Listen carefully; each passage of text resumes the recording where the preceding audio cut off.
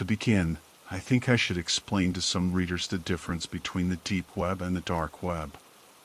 The deep web is a place that is accessible online by the use of special web browsers such as Tor that contains less than legal things such as drugs, human trafficking, and hitmen for hire.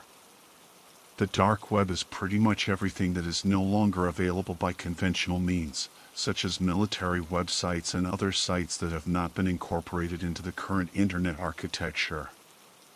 With that in mind, I would like to convey to you all my story of my accidental journey into the unknown space known as the dark web. I'm a computer technician by profession.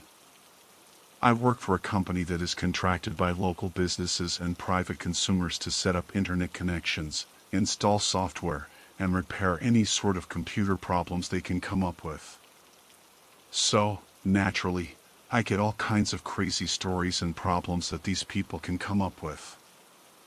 I swear, some of these people just don't know how to work a computer, even in this day and age. Anyway, one day I get a call from a local business complaining that their internet is acting up and that they must have a virus. So I shake my head, thinking that someone must have unplugged a network cable or downloaded a Trojan horse accidentally, get up and drive over to the business to address the problem. As soon as I arrive, the man who called me immediately spots me and starts going on and on about hackers and how much he hates Microsoft Windows and how many viruses it creates and all that nonsense that I usually receive when addressing business problems. He leads me to his computer and I pull out my laptop and sit down in front of it and begin to work.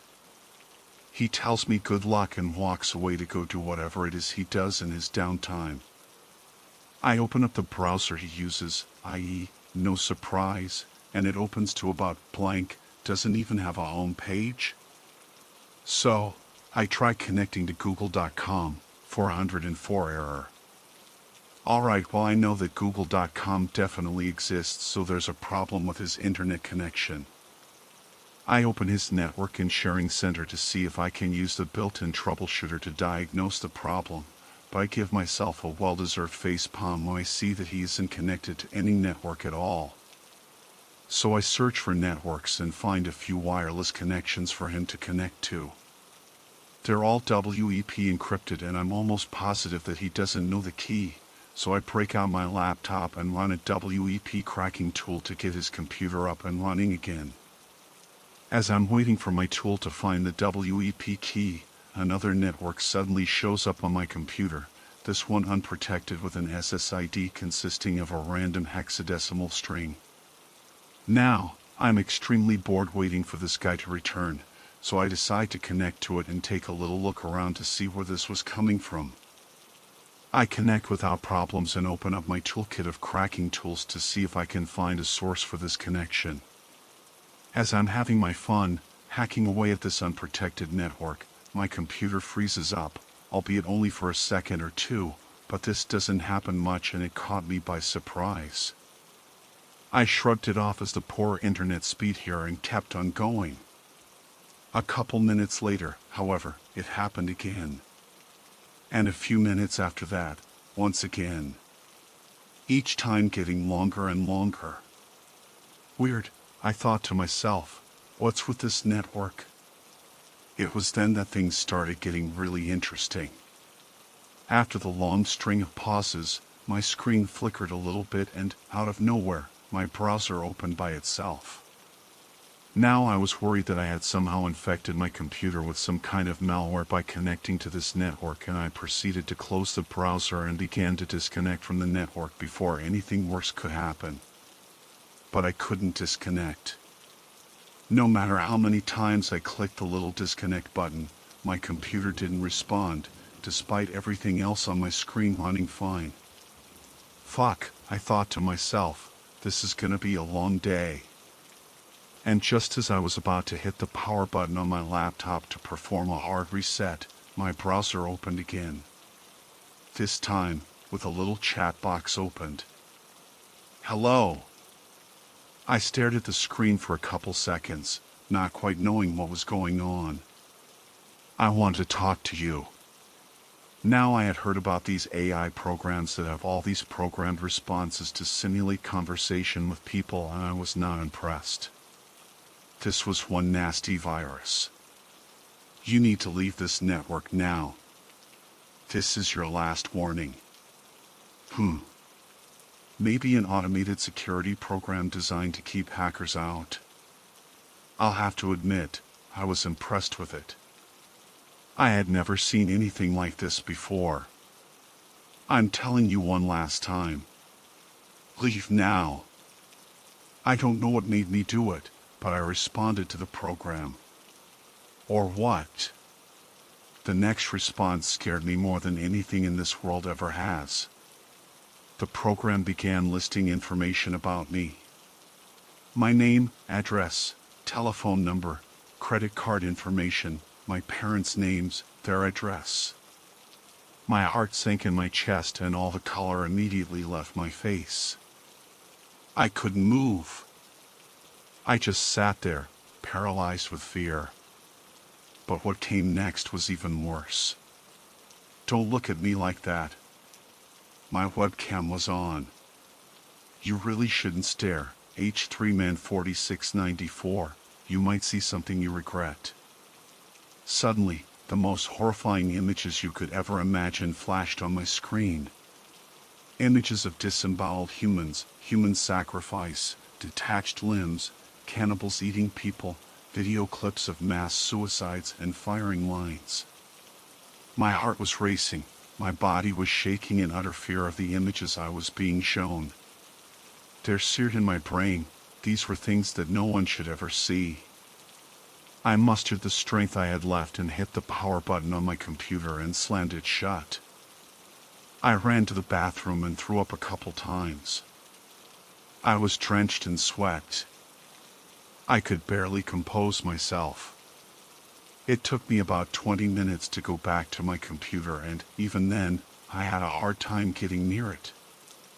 I looked over at my client's computer and it was connected to the wireless network I was cracking earlier.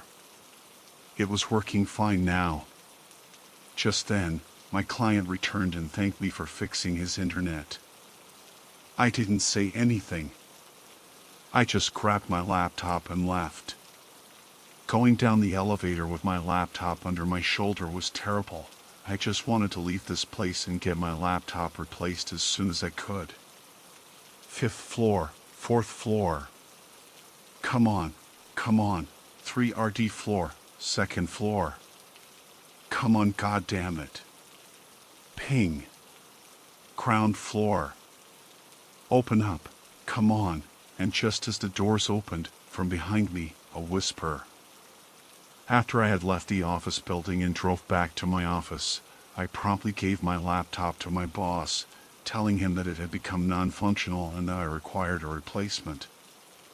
I told him that someone had accidentally spilled coffee on it during my last trip and that it short-circuited. In reality, I made a pit stop on my way back to a hardware store and bought the most powerful magnet I could find and ran it over the hard drive several times. I wasn't risking that thing ever turning on again. So, after a few short minutes of the keep better track of your shit speech, he took the laptop and told me that I would get my replacement tomorrow. It was probably the most satisfying thing I could ever hear. For a few days everything was back to normal. No more AI chat boxes, no more funky unprotected internet connections, no more disturbing images popping up on my screen. I was safe.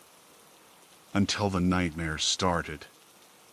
I remember the first one I had very vividly, and I shudder when I think about it, but I'll tell you nevertheless. It began with me walking through a large city. I remember seeing large buildings and people walking up and down the streets on their way to work or shopping, whatever it is city people do. As I was walking, I found myself in front of a very large building, much taller than the rest, and for some reason, I wanted to go inside and take a look. So I walked through the front doors and took a look around. It was a fairly normal office building, people moving about talking on their cell phones and whatnot, minding their own business. I realized that there really wasn't much to see here, so I turned around to leave, But something was wrong. The doors to the building were gone. I walked forward thinking that they were some new type of door that blended into the wall or something, but nothing was there. I found myself very confused. So I turned back around again to maybe ask the receptionist where the exit was. But she was gone too. Everyone was gone. The lobby was empty. No sounds, no people, no furniture. Just an empty white room. Now I was scared. I began to panic and pace around the room, looking for any way out, but there was nothing, nowhere to go. So I began to run at the walls, trying to break them down, but all my attempts were futile. After about 4 or 5 bum rushes against the walls, I sat down, out of breath, looking down at the floor. It felt like I was there for hours, just staring at the ground, when, suddenly, I heard a small whisper. I looked up, to see a black silhouette of a man, facing me. He stuck out his hand and whispered ever so slightly. "Trying to leave?" For some reason, I trusted this figure. Don't ask me why, dream logic? But I felt like this figure was going to show me the way out, somehow. So, I took his hand and got up and said, "Yes, can you show me the way?" "Of course, follow closely." He turned around and began to hover away from me, so I followed. I don't know how, but he began to create hallways and staircases out of the room I was trapped in, leading me all sorts of ways as if through a giant labyrinth. We climbed up and up and up until we finally reached a hallway that had a door at the end of it. It was then that he stopped moving and turned back toward me. I could make out a faint smile on his face as he pointed toward the door. "Is this the exit?" "It is." I was so happy to finally get out of this place, so I grabbed the door handle and began to turn it as he placed his hand on my shoulder. I turned to look at him, and his words make my heart race to this day. "But remember, H3 Men 4694, you should never stare." My eyes widened as his face began to morph into that of a horrible horned creature. His teeth became like razors and his mouth was filled with fire. I threw him off of me and opened the door, only to find my worst fears behind it.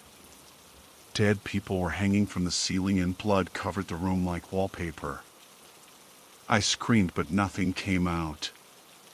I turned away from the room and ran as fast as I could back the way I came.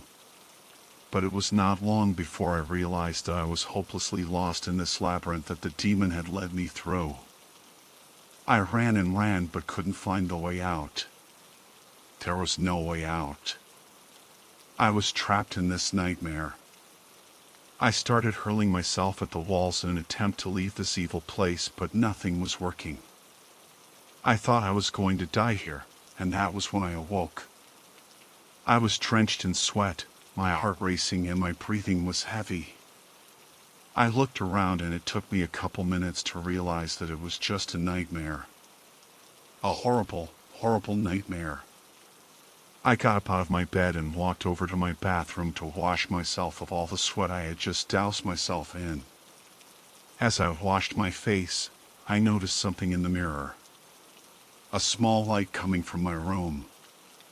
I turned around and I saw it, sitting at the foot of my bed. My personal computer. I slowly walked over to examine it, thinking I had accidentally left it on before going to bed, which I rarely do. So I bent down and picked it up.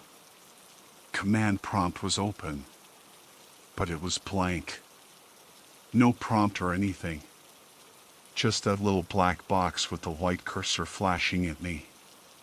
It was then that I remembered that I didn't even use my computer before going to bed. In fact, I had left it in the kitchen. My webcam light turned on. Command prompt began to type.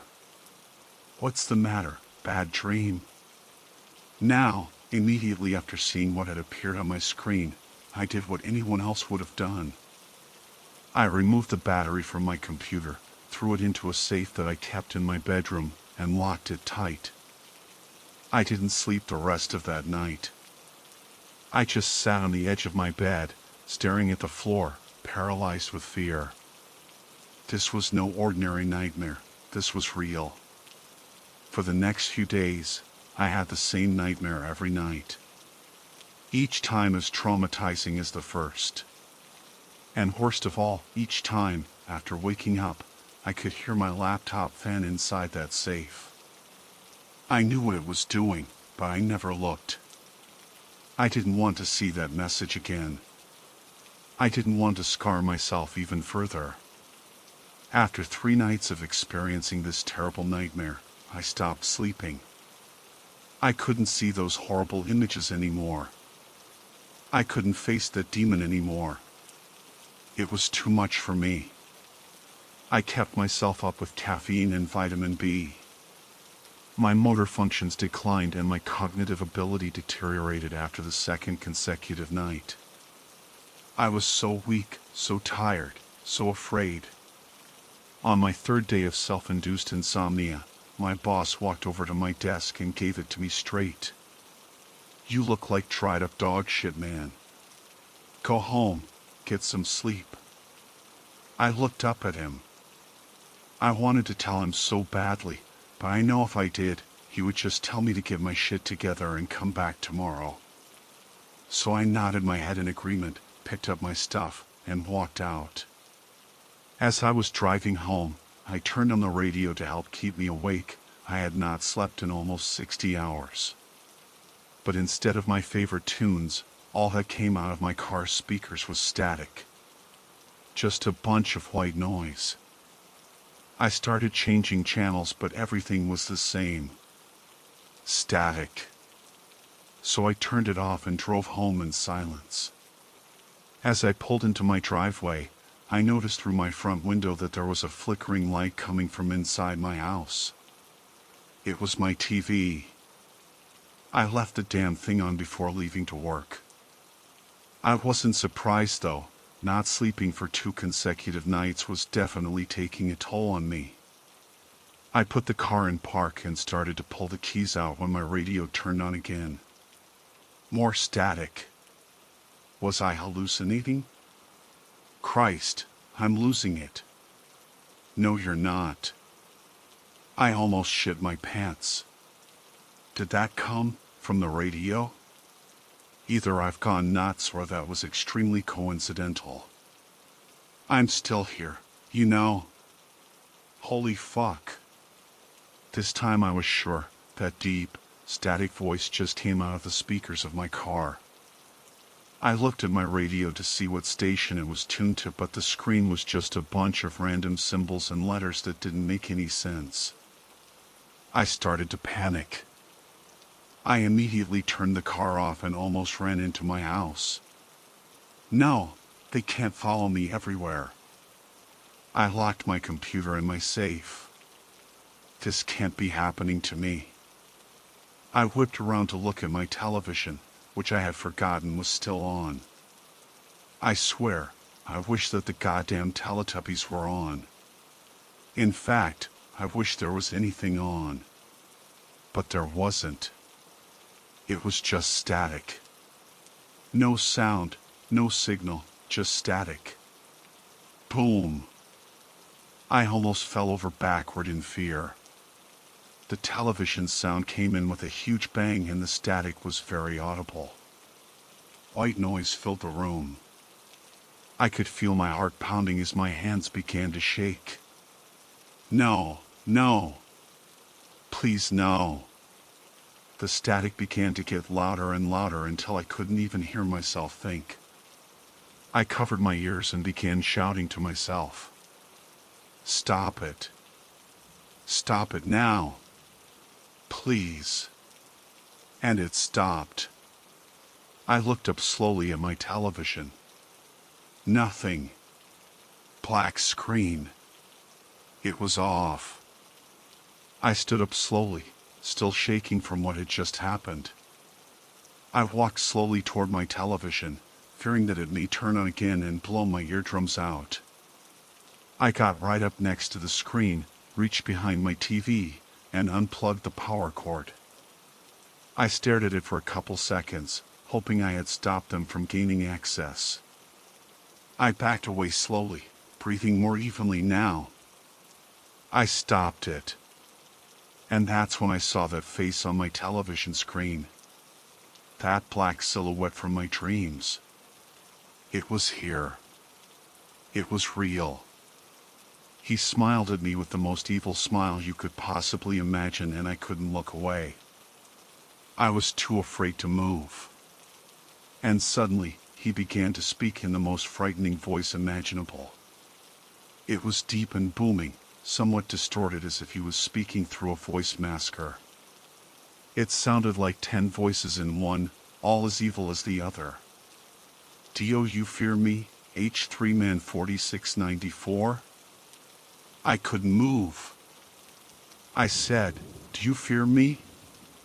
My body was shaking uncontrollably. Do you know these people?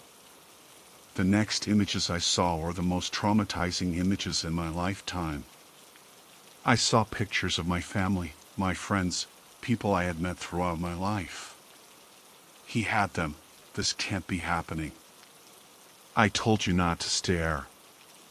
And, probably out of sheer adrenaline, I snapped out of my paralysis and picked up a small glass bottle sitting on the table next to me and hurled it as hard as I could at the TV. Sparks went everywhere, shattered glass covered the floor. I looked up at the TV and it was broken. The screen had cracked and it was no longer functioning. The demon was gone. I mustered what strength I had left and walked up to my room. I was so tired.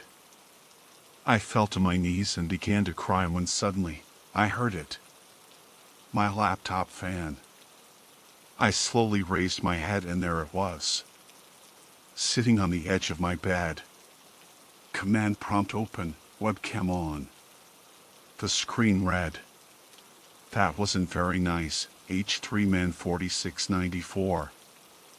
I screamed as loud as I can. Leave me the fuck alone. And picked up my laptop and threw it out the window as hard as I could. This was going to end today. I walked over to the window I had thrown my computer out of to make sure that it was shattered. I wanted nothing to be left of it. But as I looked out the window, I didn't see any broken laptop. I saw him. Looking up at me. Smiling. I had to stop myself last time because my nerves were getting the best of me. But I will make my best effort to finish conveying my experiences here. After seeing the demon on my front lawn, I backed away slowly from my window. I couldn't think, I couldn't comprehend anything at the moment. He was real. He was here.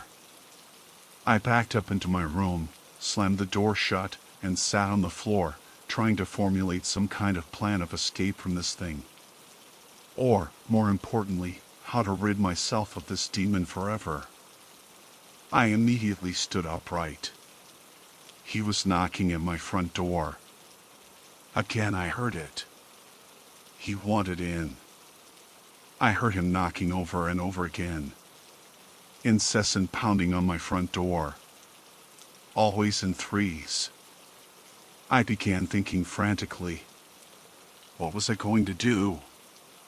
Should I stay in here? Should I get a weapon? Should I call the police? I didn't know. And the knocking continued. I was pacing my room, desperately trying to think of what to do. My heart was racing, my body purely running on adrenaline at this point. And suddenly, as if perfectly on cue, the knocking stopped. I stopped pacing. Was he gone? Did he just decide to leave? I had to be sure. I slowly opened my door and looked around. Nothing. I moved out of my room and toward the stairs and peeked down. Still nothing. I slowly moved down the stairs and saw my broken TV and the shattered glass on the floor. Was it over? As I made my way into the living room, I began to feel cold, very cold. I looked around to see if I could find my thermostat when something else caught my eye. My front door. It was wide open. I swear I almost had a heart attack. Was he inside?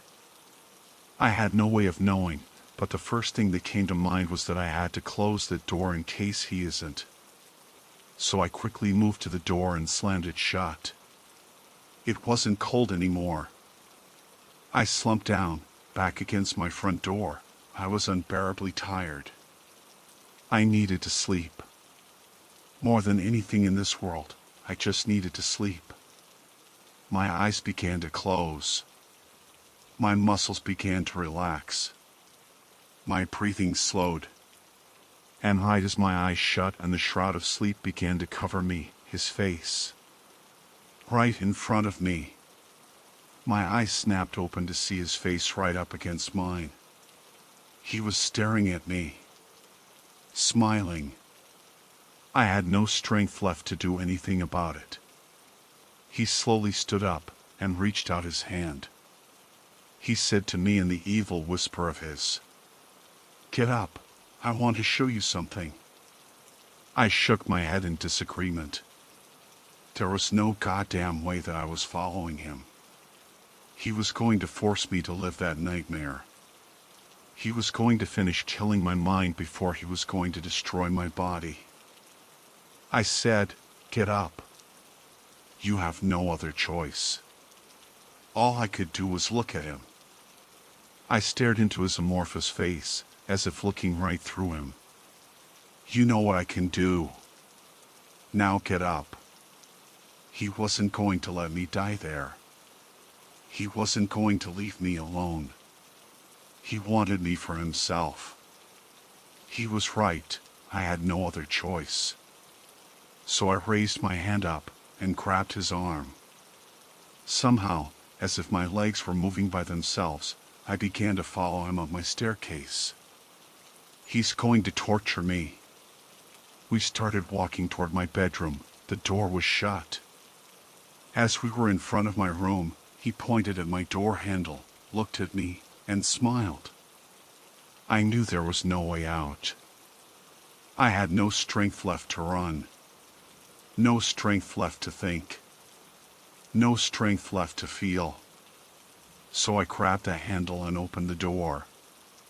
When I looked inside, expecting to see dead bodies and burning flesh, I saw something that caught me by surprise. It was my laptop, the one I had thrown out the window earlier. It was sitting on my bed.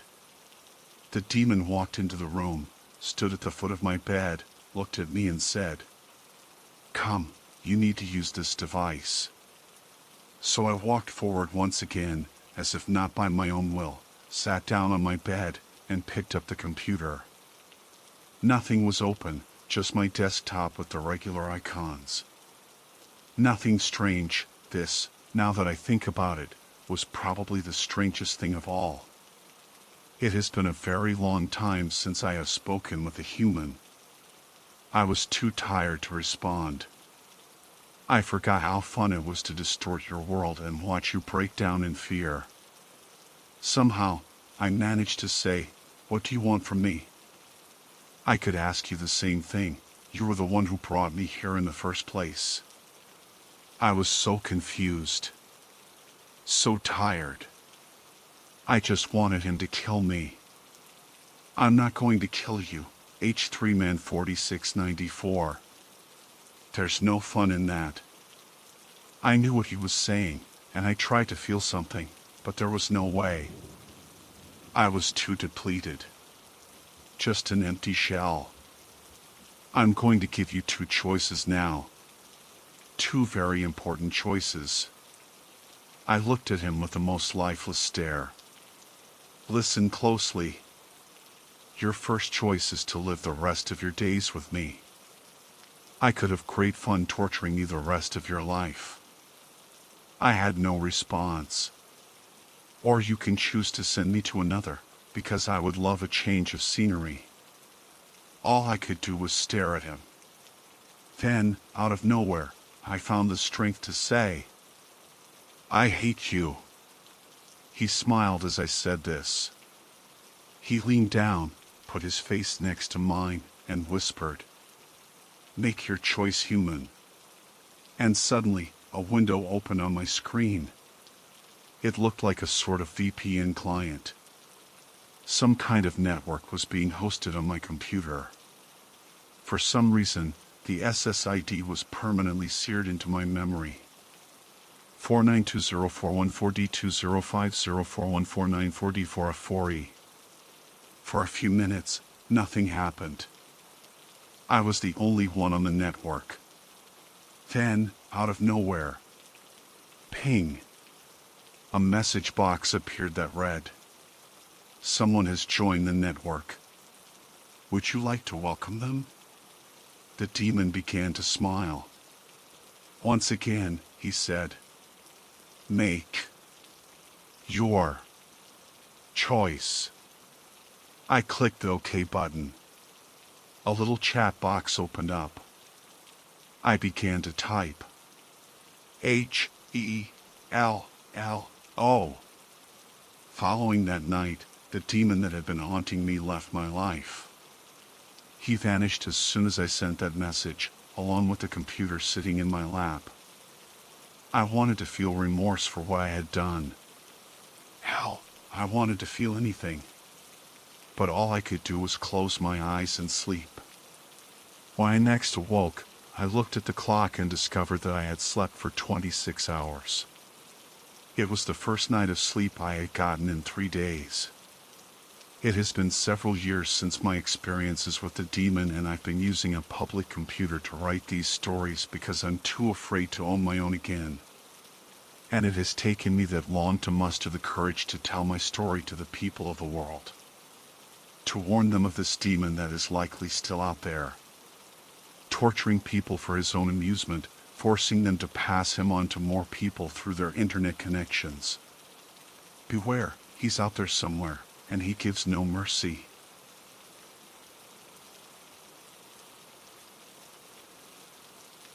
A year ago, my world shattered. Theodore, my fiancé, lost his battle with a rare and aggressive form of cancer. The treatments were expensive, draining our savings and leaving me in a mountain of debt. As a last resort, I turned to OnlyFans. It wasn't an easy decision, but I was desperate to keep a roof over my head and pay off the medical bills. Theodore and I had shared everything: our dreams, our fears, and our deepest secrets. He was my rock, and losing him felt like losing a part of my soul. I never expected that part of him would find its way back to me, especially through the pixelated screen of my OnlyFans account.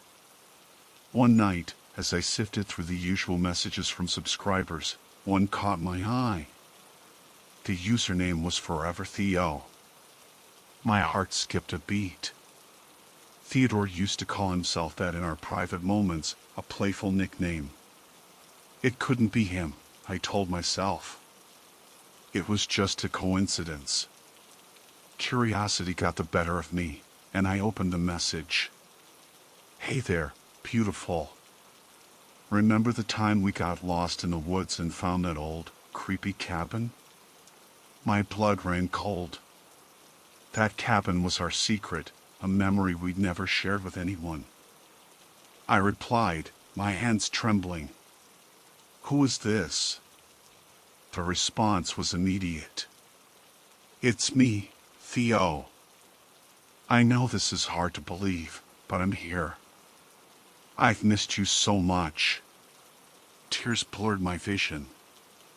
I didn't know what to think. Was someone playing a cruel joke on me? But the details in the messages are inside jokes, our private moments. Only Theodore could know those things. I needed proof. If this is really you, tell me something only we would know. There was a pause, then the reply came. "Remember our first date? We went to that little Italian restaurant, and you spilled wine all over your dress. You were so embarrassed, but I told you that you looked beautiful in red. Then we laughed about it all night.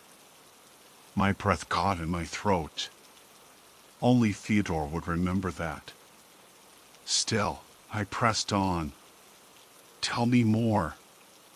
He continued, recounting memories and details that no one else could possibly know. Our secret picnic spot, the silly nicknames we had for each other, even the way he proposed under a sky full of stars. Every message was a dagger to my heart, a painful reminder of what I had lost. For weeks, we talked.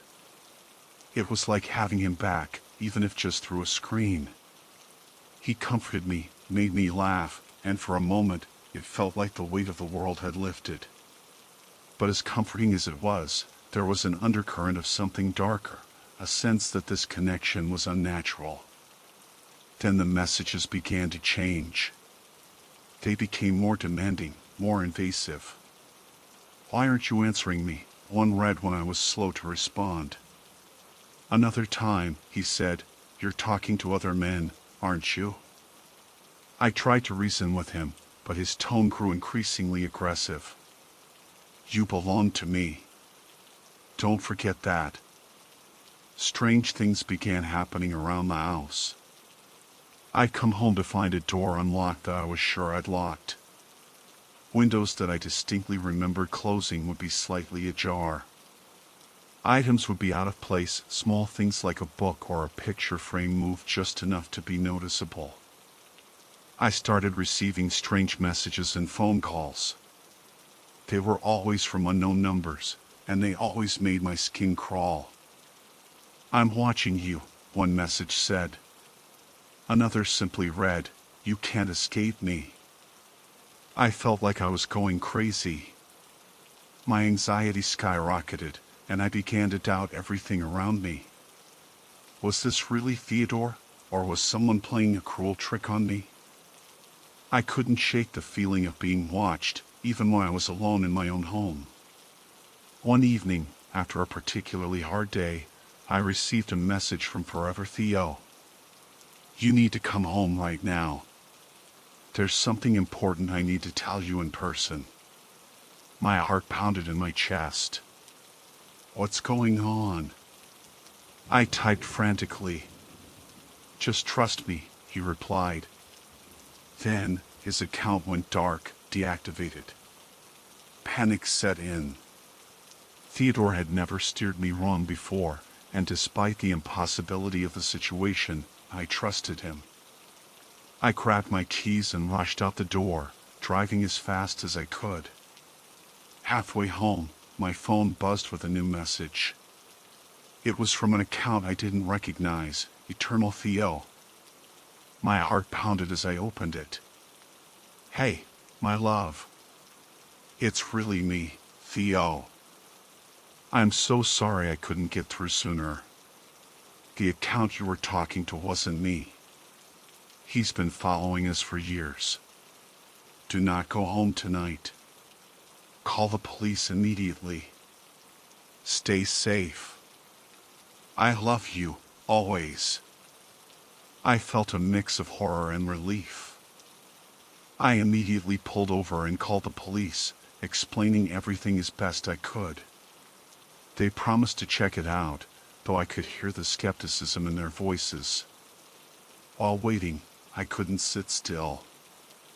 I paced the small motel room I had checked into, my mind racing. The silence was deafening, each minute feeling like an hour. What if Theodore was wrong? What if it was a prank? But deep down, I knew I had to trust him. Hours passed in agonizing silence. Finally, my phone rang. It was the police. "Ma'am, it's good you didn't come home tonight. We found 2 intruders in your house. They were armed with a machete, duct tape, and other items. We're taking them into custody now. We need you to come to the station to identify them and some of the evidence." At the station, an officer led me to a room where the intruders were being held. I peered through the one-way glass and felt a chill run down my spine. One of the men was someone I recognized immediately, an old high school boyfriend who had stalked and harassed me for years. The other was a friend of his, someone I had seen hanging around with him during those dark times. The officer then showed me the items they had confiscated: a machete, duct tape, and various tools that made my skin crawl. The reality of what could have happened hit me like a ton of bricks, and I broke down, relief and terror washing over me. As I sat there, trembling, the officer continued. "We also found something else you should know about. The account that was messaging you, Forever Theo, it wasn't your fiancé. It was this man," he said, pointing to my high school stalker. "He's been following you for years. We believe he used the account to lure you into a false sense of security." My mind reeled with the revelation.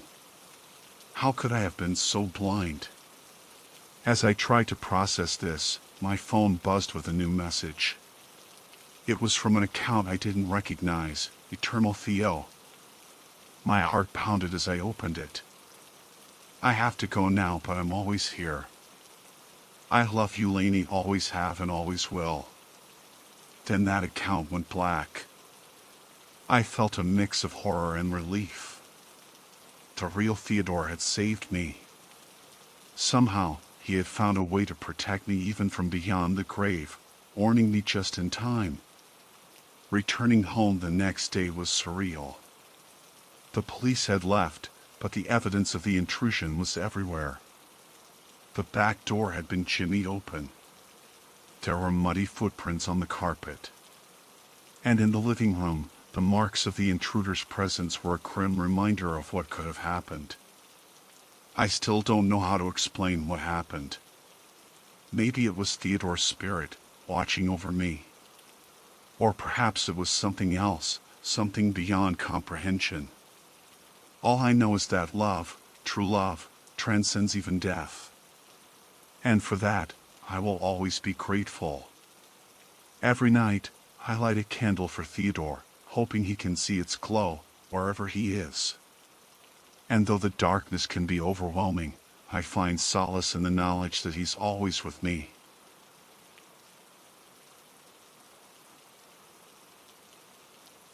My immediate intention in recounting this is to expose to the world, in a direct and succinct manner, these events laden with dire consequences that haunted, tortured, and consumed me.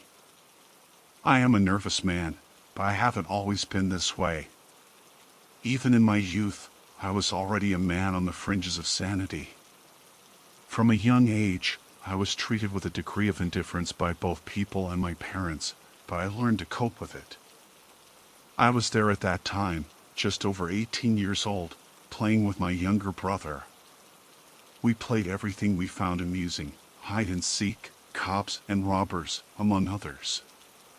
Despite being 18, I still found joy in playing with my younger brother.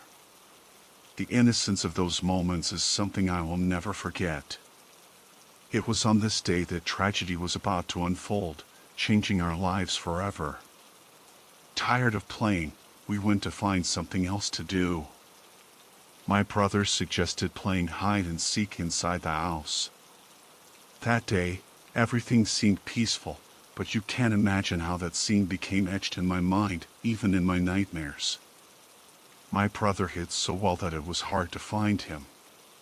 It seemed like he wasn't even in the house. Surely the little rascal cheated, so neither I nor anyone else would find him, I thought at that moment. Oh, if only that were true. It would have been better if he wasn't home that day. I looked for him in the backyard where we used to play, but there was no trace of him there. After scouring the yard, I searched the tree, behind bushes, and behind the house, but nothing. I thought he might really be at home, hidden very well. I returned to the house and searched every possible hiding place, but the search was fruitless. I heard a noise coming from the upstairs bedroom and thought he might be there.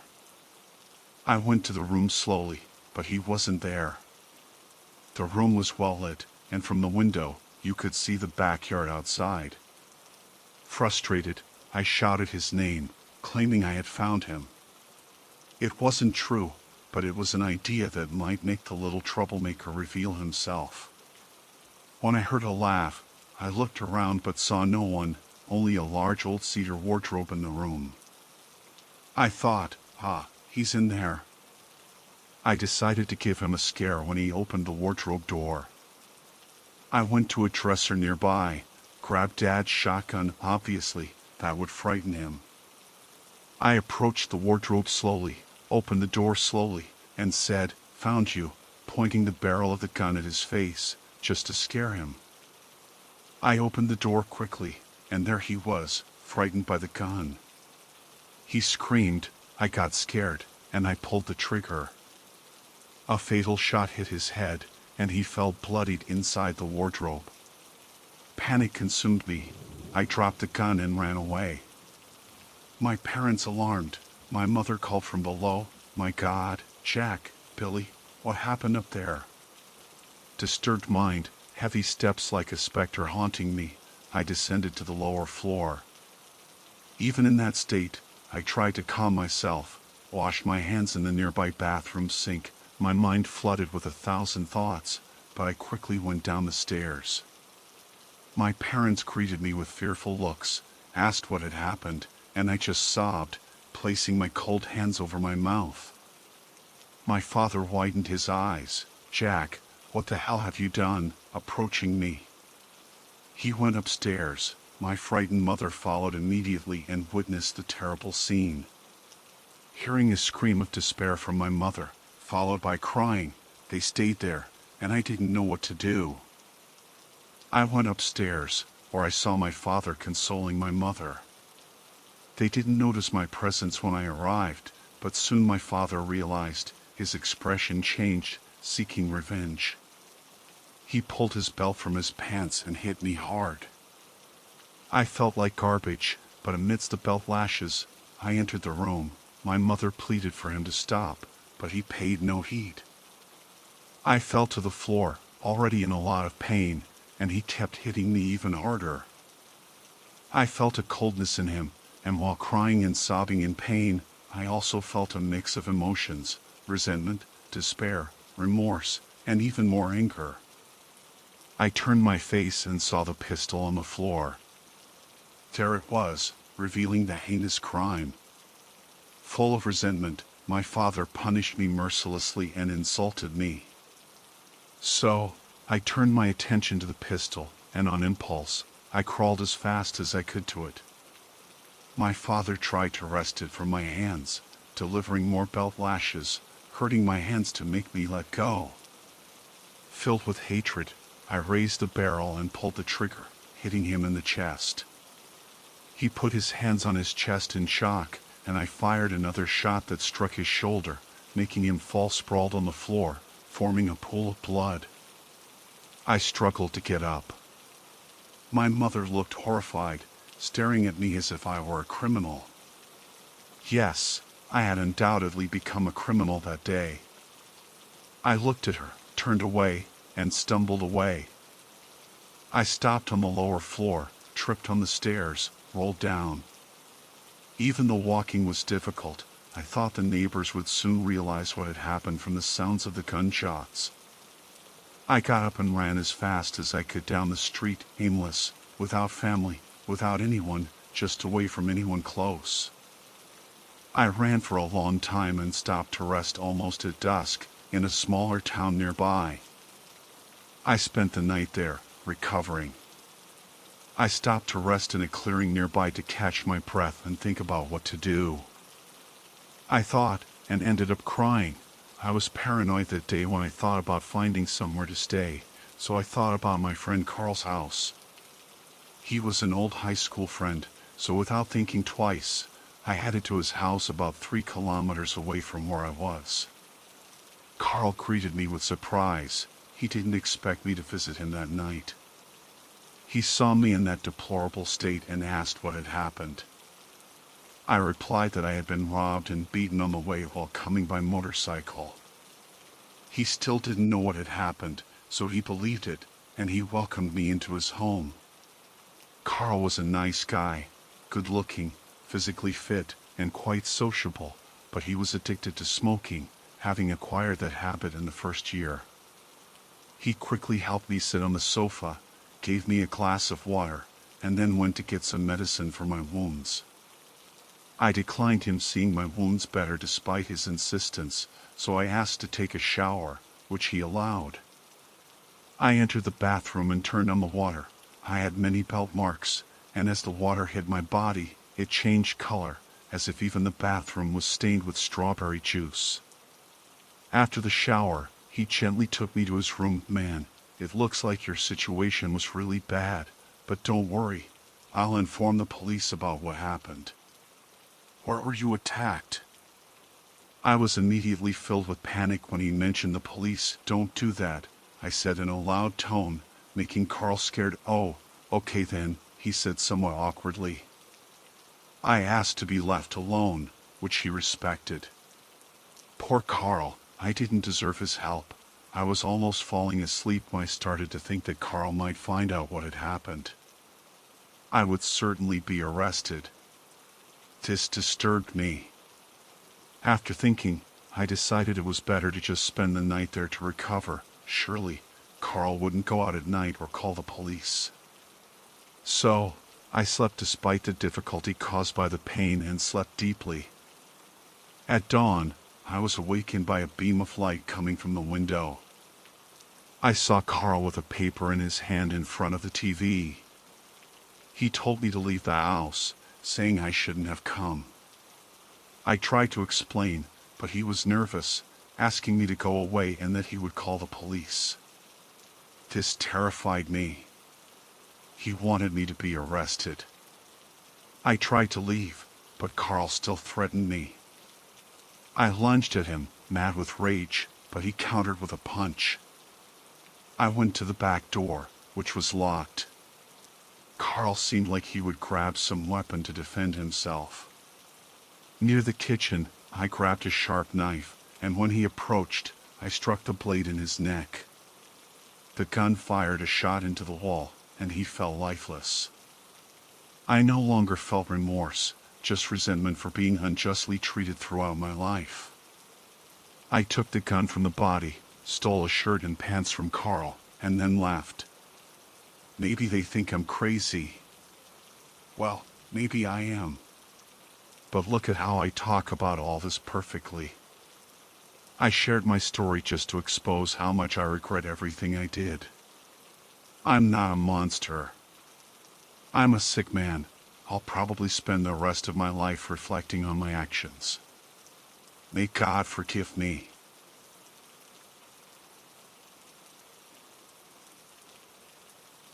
It started with a chat request on Instagram.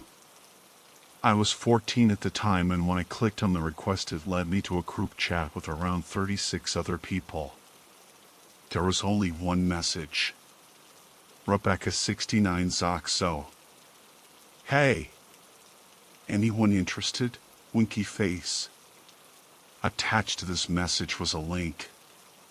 This had happened a few times before, so I already knew not to click on the link.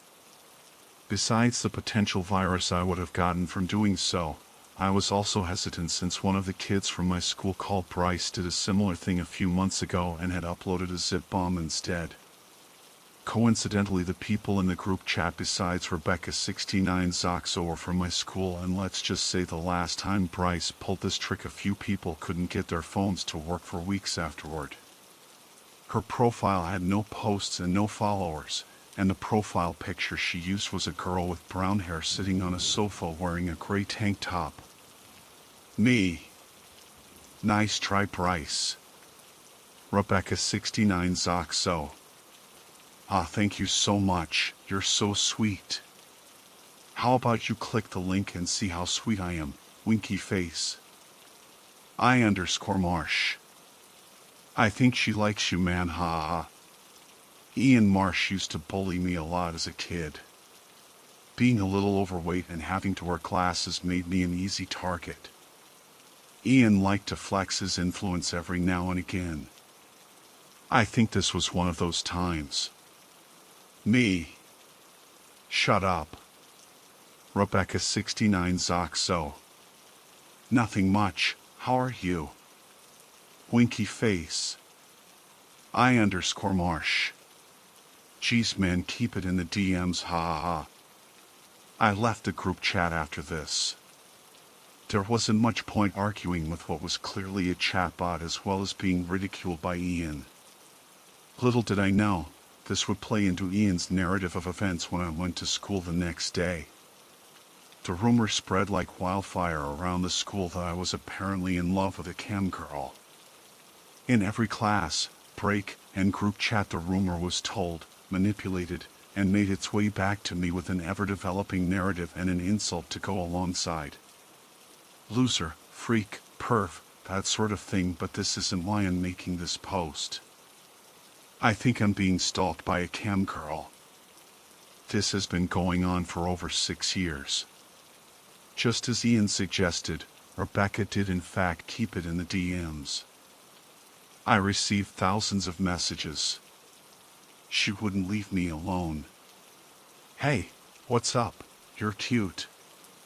Just to give you an idea of what she would send. Each message was always followed up by the link. When I was 14, it didn't matter all that much. My account was private at that point, so a lot of these messages appeared as requests which I didn't really receive a notification of. But since coming to university, I've had to use my account as a way of advertising my commitment to engineering in the hopes of being picked up by a company for placement. I need to keep my phone on silent due to the number of times it gets set off by her, and it's not just Instagram anymore. Snapchat, Facebook, TikTok, Twitter, and even emails. I don't even know how she did it, but she even managed to get a hold of my school email. My name isn't even in the email since my university creates them in accordance with our student number. I have no idea how she would even manage to associate 807643227 with me whatsoever. She started making personalized messages with things I would post or put in my bio. Rebecca69 Zoxo. I'm all wet from kayaking today. Maybe you can help me dry off. Winky face. Rebecca69 Zoxo. I'm struggling with homework. Maybe you can teach me a lesson or two. Winky face. Rebecca69 Zoxo. I'm going to be doing squats at the gym today. Think you can spot me? Winky face. I never reply to her. Why would I? She's clearly a bot, and that link is clearly just going to be some sort of virus. As you can tell, I wasn't popular at school. From the messages she sent, you may have gleaned that I started to take better care of myself. I went to the gym, I did cardio, I ate better, and I even started to wear contact lenses instead of my thick, black-rimmed glasses. I started to feel good about myself. Something I hadn't done in a very long time. Because of the rumor, I never had a girlfriend. I never had my first kiss or a high school sweetheart. I had no one. A year ago, I received a message from Tracy Lynn. I had a crush on her for a long time. We worked on a group project together, and when I contributed, she called me the smart one. I think about that compliment a lot. Tracy Lynn 678. Hey. Me. Hey, what's up? Tracy Lynn 678. I've been thinking about you. I double tapped to like her message. Me. Oh yeah. Tracy Lynn 678. Yeah, do you want to meet up this weekend? I double tapped to like her message. Me.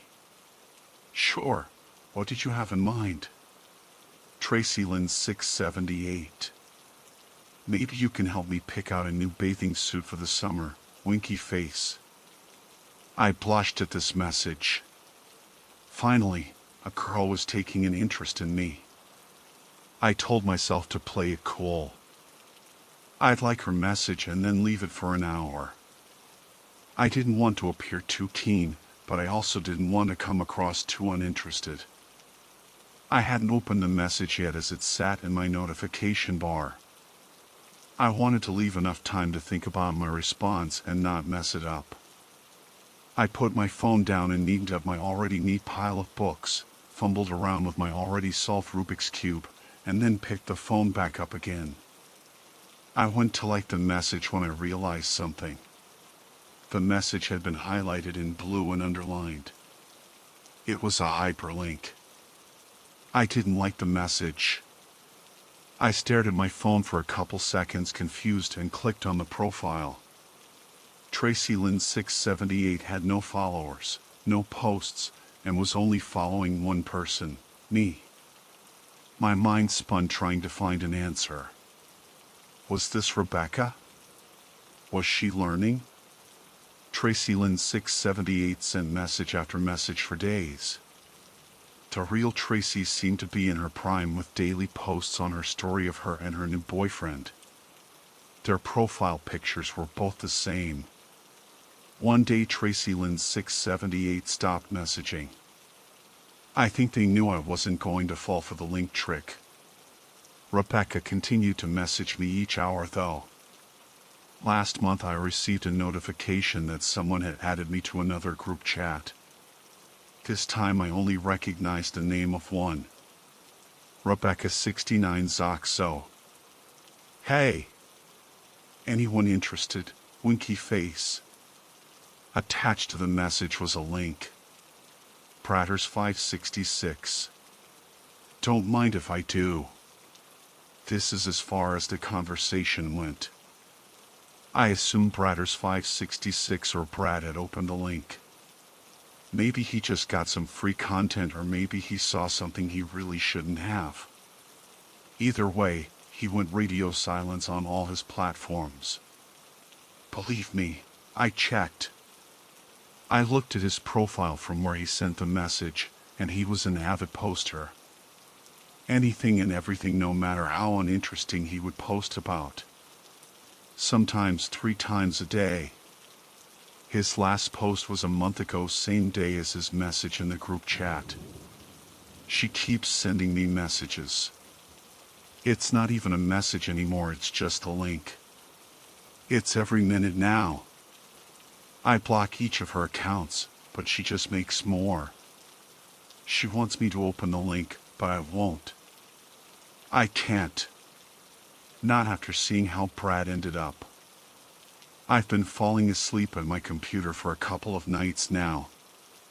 I've got a pretty big assignment, and the deadline is only getting closer. I keep having the same nightmare. In the dream, I click the link. The computer loads for a few seconds and then turns black before thick black cables launch from out of the screen and wrap around my wrists and ankles. Like snakes, they wrap around my limbs, tightening until my fingers turn blue. My heart racing, I gasp for air, but the cables keep coming. They enter my mouth. I choke as they tunnel down my throat and into my intestines. Lastly, they go for my eyes. 2 cables each with a clip on the end which project into my sockets and clamp down. I wake up when this happens. Drenched in sweat and gasping for air. Call me paranoid, but I swear the computer's never the same as when I fell asleep. Whether it's the keyboards in a different spot, the mouse being moved, or a different window being open, it's always different. I couldn't handle it anymore. Even if I didn't fall asleep at my desk, I would still have the same nightmare night after night. I messaged Pratters 566. I needed to know he was okay. Me. Hey, man, I know this is a weird message to get, but are you okay? Pratters 566. Hey, I'm going kayaking this weekend. Maybe you can show me the ropes, winky face. Attached to the message was a link. My stomach dropped and I felt like I was going to be sick. My hands were drenched in sweat as I shut down the computer. I don't know what's happening. I can't trust anyone online anymore. Exam link sent by my university. Google Docs sent by my peers in group projects, and Facebook links sent by my parents. I can't trust them. This is really starting to affect my life in a way I could have never anticipated. I need help, and I need it now. Firstly, I'd like to thank everyone who commented on my previous post. Your encouragement and advice regarding the situation were greatly appreciated, but I think the situation has outlived these solutions. Rebecca 69 Zoxo has plagued my life for the past 6 years. From the messages she sends, she's clearly a chatbot. At least that's what I thought. Some of you pointed out that it may be a person. A troll of some sort. I ask why? Why me? Who would target a 14-year-old and then torment them for the next 6 years? Who would commit every waking hour trying to get him to click a link? A deranged person, that's who. As easy as it is to point fingers at a supposed culprit who's probably suffering from some sort of mental illness, I don't think this is the case. I contacted cyber police, and they told me they'd investigate at some point. Drowning in reports of old ladies getting their bank accounts hacked and deep fake political propaganda, I understand why I would be at the bottom of their list of worries. Someone's entire world collapsing from a hacker versus someone getting spam messages from a chatbot. You be the judge, but to me, it was a clear knockout. I did try Virus Total like some of you mentioned, but it doesn't seem to recognize the link sent by Rebecca as anything. It just keeps loading. No matter how many times I refresh the page or how many links I use, the outcome is always the same. Regardless, I thank you for the suggestion. Now for the reason I'm making this post. I met up with Ian. I think he was messaged too. I decided to go back to my parents for a while after making the first post. Something about staring at screens all day with little to no friends and being able to add variety to my day really started to weigh on my well-being. I needed a routine. I needed contact. I needed my parents. I didn't tell them about Rebecca. Why would I? She was a bot posing as a cam girl. A smart one at that, with how personalized her messages became. It would just worry my parents, or more likely result in them sitting me down and giving me a lecture on internet safety and avoiding certain adult sites. I think they're still struggling with the idea that I'm now 20 and not exactly a kid anymore. My hometown was a welcome change from my cramped dorm room and the short trips I'd make to and from the library. I didn't have many fond memories of this place. As I walked down the street, I played a game in my head, counting the number of times someone took my bag when I was walking home, or pushed me over, or called me names as they ran away. It's funny how your life can change so much, and yet things like this stay with you. A constant reminder of how things used to be. If I'm honest, I'd trade my life now in a heartbeat just to be 12 again and ignore the message Rebecca sent or leave the group chat entirely. Maybe things would be different. Maybe it would happen all the same. As I rounded the corner of the street and entered the park, a woman locked eyes with me and jogged over. As I rounded the corner of the street and entered the park, a woman locked eyes with me and jogged over. "You're Matthew Wilson, right?" she said while trying to catch her breath. Yeah. I'm sorry, who are you?" "Jackie. Mrs. Marsh. I'm Ian's mother." I felt my chest tighten a little at his name. The rumors he made about me, the teasing, the isolation he inflicted on me, all flashed before my eyes. Before, they were just distant memories that came back every now and again.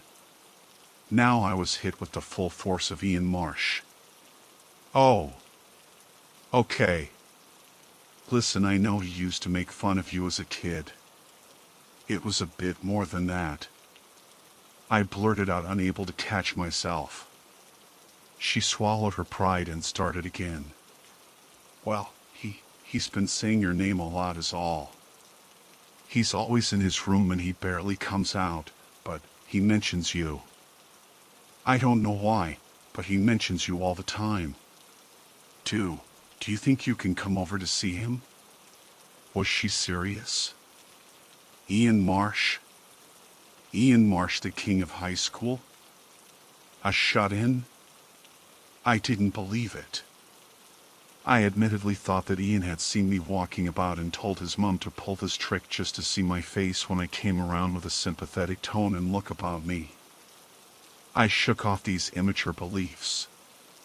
I'm a changed person. Ian would be a changed person too. Sure. I can come round now if you like. That would be great. She placed her hand on my shoulder and relaxed her face into a solemn frown. Thank you, Matt. He spends so much time in his room all day busy with his computers. He fixes them up, you know. He's a good lad. He used to mention a girlfriend of some sort a lot, but he's stopped doing that now. I think he really needs some company. Ian's house was spotless. Well, rather his parents' house was spotless. His mum really did take good care of it, and I could tell it was her just from the sight of his dad sitting on the sofa clipping his nails directly onto the floor. This way, Matt. She beckoned while climbing the stairs and stopping at a door. Ian, honey. You have a visitor. She didn't wait for a reply as she opened the door and ushered me in. The smell hit me first. A concoction of different foods and drinks fermenting in this damp cesspit Ian called a bedroom. Compared to the hallway, this place was a cave. It was pitch black save for a single lit monitor in the center of the room. I couldn't stand it anymore. I covered my nose with my shirt. In what little light there was I could make out thick blackout curtains spanning the length of the wall. Ian? Feeling my way towards the monitor, the floor had a noticeable gift to it which elevated the damp smell with each step I took. There were tables everywhere. I couldn't help but think back on the nightmares I had about being wrapped up and choked to death by them as my heart began to race. Every inch I would trip over a loose cord, causing me to stumble forward onto my knees. With each fall, gag, and wave of perseverance, I made it to the monitor. Ian? Was he even here? I sat down at the desk. The chair creaked in retort as I shuffled closer to the screen. It was blank. No icons at all. Just a dark blue background. I sighed as I leaned back and looked at the ceiling. Why was I even disappointed? Did I really want to see Ian? He clearly wasn't there, and there was no point wasting any more of my time as I made to get up. I froze. Dangling over the monitor was a mop of dark, greasy hair. My eyes unblinking, I forced myself to follow its trail. He looked so tired. The bags under his eyes were made darker still by the skin sunken in around his sockets. His lips were pale and peeling in several places, never once curling into a smile. His skin had a yellow tint. These monitors were likely the only light to have seen it in years. IA. Ian. Oh my God. Tears began to trickle down his cheeks. Even with him being a relentless tormentor throughout my youth, I would have never wished this upon my enemies. Ian. What happened? He was silent for a while. Are you real? His voice broke a little as he tried holding back his tears. I am. Ian, it's me. I'm real. Let my words sink in a second. Link. What? No, I said sink. No. You said Link. You're trying to get me. I clicked the link and you're trying to get me. He broke into a sprint as he retreated into the darkness, his screams echoing throughout the room as a loud thud ceased his wailing. Ian R., okay? Get away. Get away. I couldn't be bothered to deal with him right now. If Ian wanted me gone, then so be it. I laughed. I went downstairs, faced the hesitant smile of Mrs. Marsh, who thanked me, opened the door, and walked straight out into the fresh air. Ian was a changed man. Just not in the way I expected. I wish I stayed. I_Marsh. Hey. Me. What's wrong, Ian? I_Marsh. I fixed computers same day into an exceptional standard. Click the link to visit my page, smiley face. Attached to the message was a link. I've been here before. Rebecca has clouded my judgment in ways I didn't expect. Even a message like this, which could be Ian's way of apologizing for how he acted, was signaling red alert throughout my being. I ignored the message, leaving it to read. With how Ian was, I don't think I'd be wrong in saying he'd see it as the worst insult to have ever graced his computer, though I don't think it would be the first time it happened. Things have changed so much in the space of a morning. Ian is dead. His mom accused me at first, yelling with tears in her eyes. You killed my son. You killed him. You wrapped him up and killed him. What? No, I didn't. What are you talking about? The cables. You dash. I held my phone up to her, indicating the time Ian had sent me the message. If I left 5 hours before he had sent the message, then it had clearly happened way after my visit. I felt sorry for her. Ian was so far gone with his computers, he failed to realize how much his own mother really cared for him. She dropped to her knees in a deep sob, bowing her head. He tripped. Oh my God. He tripped in those cables and couldn't get up.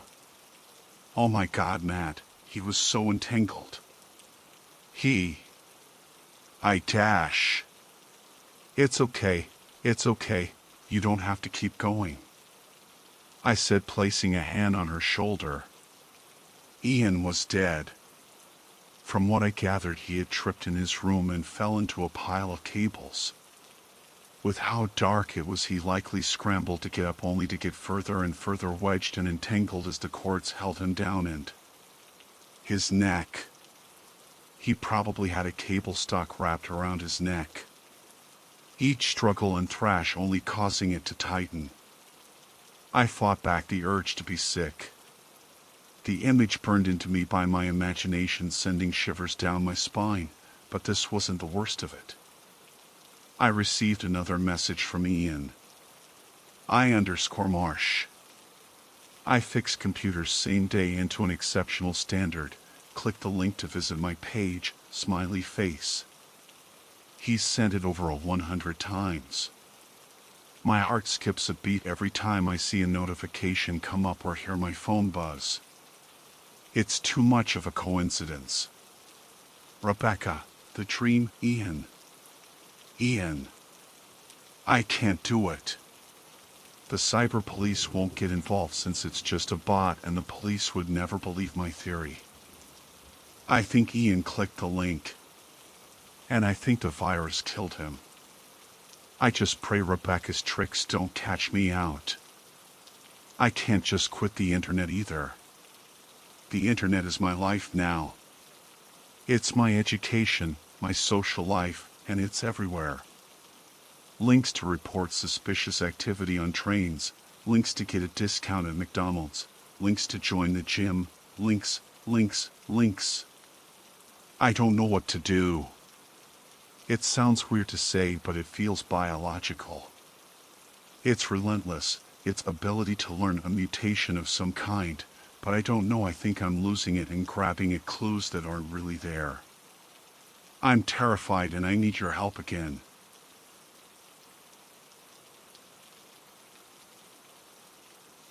The phone in my pocket vibrates, jolting me back to life and pulling me away from zoning out. The reflection on the window familiar but yet distantly unrecognizable. I look at the caller ID, there's nothing but just a ghost emoji. Hello? There's loud breathing from the other side, then a childish chuckle. Hello Mandy, how's ya? A rough voice echoes from the other side of the line. I don't have time for this, whoever you are. What do you want? I let out a long exhausted sigh. I want to play a game with ya. I hang up the call and walk out of the bathroom.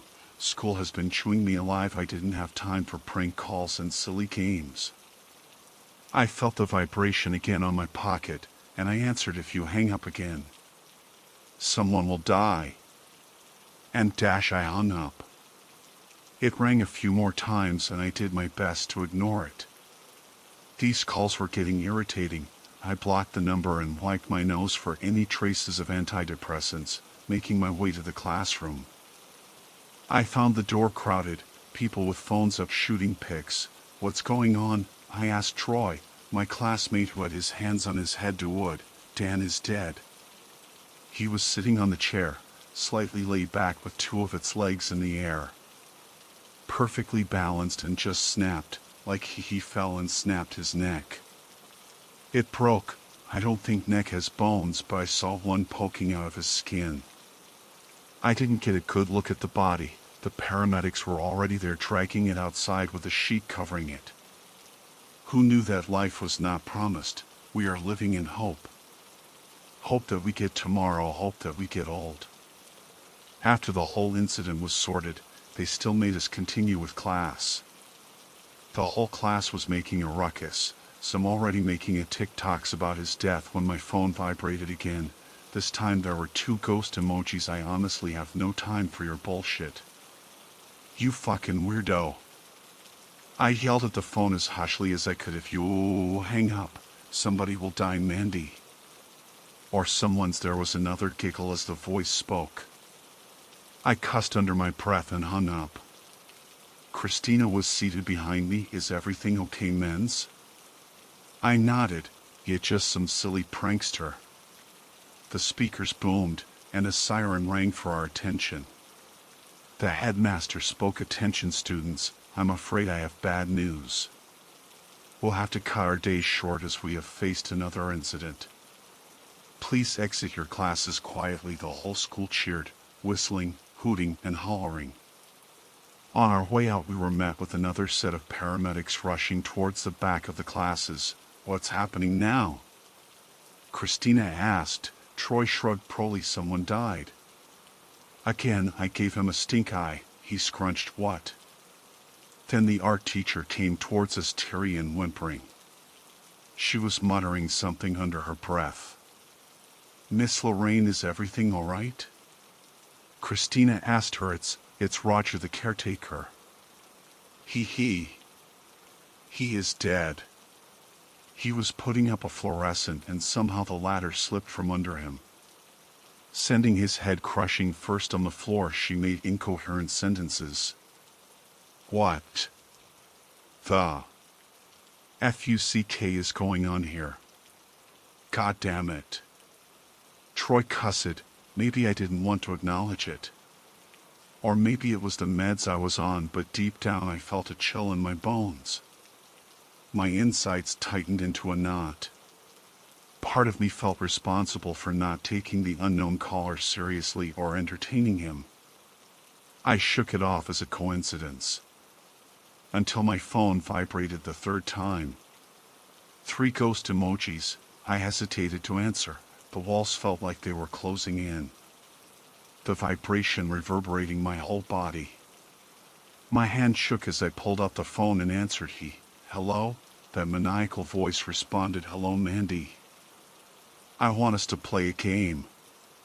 If you hang up, someone dies. That sent a chill down my spine. You're the one doing this? You're the one killing these people? He laughed and clicked his tongue. I pressed record to record the call. Oh, am I?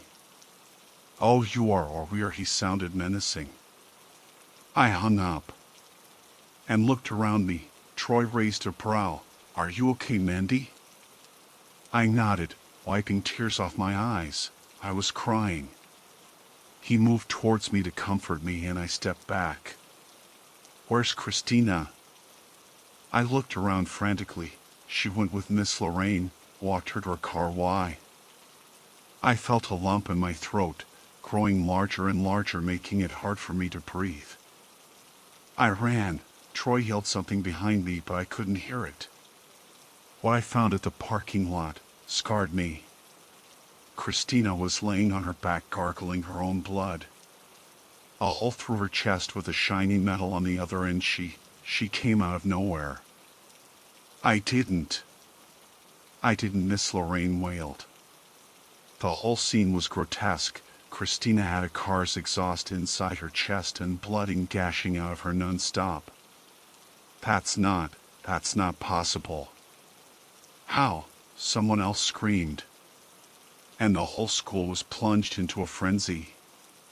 And I was plunged into despair. The phone vibrated again, 3 ghost emojis. I stared at it, legs wobbly and buckled under the pressure of what might happen next, and I thought, fuck it, what's the worst that can happen? I switched it off. Troy sat next to Christine's body. His phone started ringing, but he ignored it. Eventually the sound of Baby Shark playing on repeat was starting to irritate him. He switched it off. They gave me Christina's belongings, mainly her backpack. I didn't feel like taking the bus. I decided to walk home, leaving the school behind me. I didn't go through it. Maybe it's the meds, or I'm entirely numb. I didn't feel as much grief as I had hoped. Even though me and her have been friends our whole lives. Her backpack vibrated. I looked inside, and it was her phone vibrating. 3 ghost emojis flickered on her phone. I answered, "Listen up, you sick fuck." If Dashy cut me off when I was in the middle of my rant. Now I'm Mandy. The penalty for switching off your phone resulted in another tinsy-bitsy death. I hung up. Sirens flew past me, heading back to the school.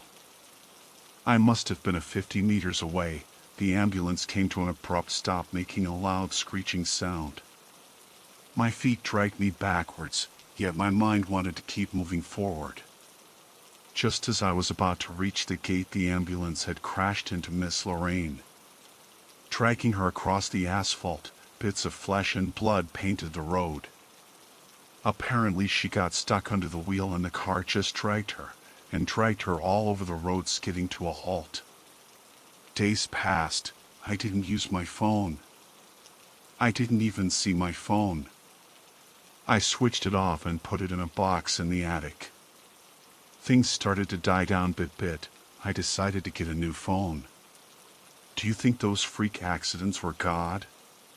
Troy asked me one day on our nightly walks. I mean, it had to be. Or the devil. Whichever one of them fucks. There was anger on his voice. I don't know. If it's a god, then he has a shitty humor. I told him about the calls and the threats. I even pulled up the call recording and told Troy to listen to it. Placing it on his ear and listened intently. Are you fucking kidding me, Mandy?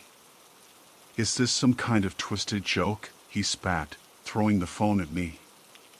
There was a look of resentment in his eyes. What? Can't you see that whoever was calling me might have something to do with it? He stared at me with daggers. That's you. Talking to yourself. Cut the theatrics. I listened to the call and my jaw dropped. There was no one on the other end. I was talking to no one. I started getting teary. You really need to stop sniffing those antidepressants. Those are pills. You stick them in your mouth, not up your nose, Amanda. Jeez, I've lost Christina. I don't have time for this. As if on cue, my phone rang. 4 ghost emojis. We both stared at it. I looked at Troy in acknowledgement to see if we were both seeing it, and sure we were.